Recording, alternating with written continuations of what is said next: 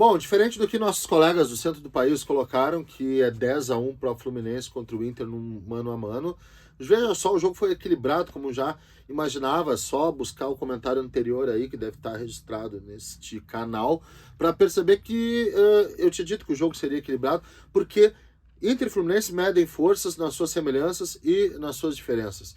Onde estão as semelhanças? São times que têm uma vocação ofensiva, né? Tem até um certo espelho no sistema de jogo com algumas adaptações. E as fragilidades é que quando são atacados, cada um num ponto específico, são times que não são tão bons defensivamente. Então, veja só, né? Não é 10-1 não para o Fluminense, é um equilíbrio muito maior, com o Inter apresentando bons jogadores, como foi no jogaço da quarta noite. O que o Inter apresentou de positivo no meu ponto de vista?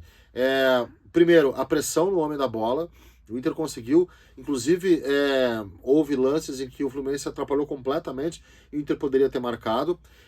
Houve um momento em que o Internacional ele conseguiu fazer blitz, pressão, para mim o início do segundo tempo, após o aproveitamento de ter um homem a mais, fez com que o Inter fizesse essa blitz, né, essa pressão no time do Fluminense, virada, poder de reação, isso foi muito positivo.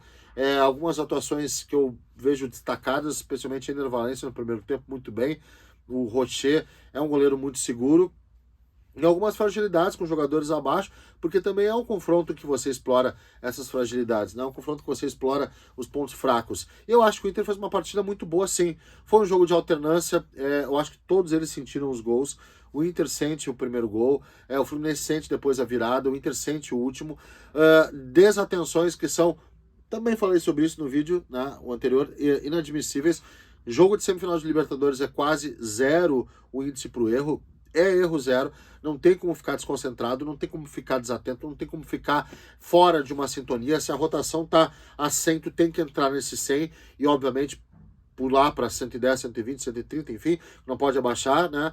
Se a rotação no momento está mais baixa, aumenta, porque é um jogo em que você precisa entender o contexto da partida e vivenciar. Isso se chama mentalidade. Mentalidade do jogo é estar atento a ele. O René falhou nos lances. Houve ali uma desatenção.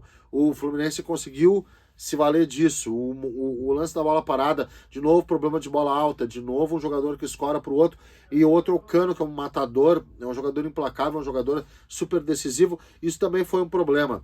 Então, dentro desses erros que acontecem, a gente teve um jogo de futebol para aquecer talvez para um jogo muito maior, que é o jogo de Porto Alegre, em que não vai ser fácil. Se não é 10-1 para o Fluminense, como colocaram, não é 10-1 para o Inter também. Equilíbrio, gente, é medição de forças, é sempre final de Libertadores, a decisão é no detalhe, o detalhe de uma bola que foi roubada, o detalhe de uma cabeçada que foi obtida, o detalhe pro Inter também de uma assistência para um jogador que é um lateral que se infiltra, que é o Hugo Malo. Então a gente tem dentro desse balanço e desse jogo um equilíbrio de forças. O Inter conseguiu sim um bom resultado, tá?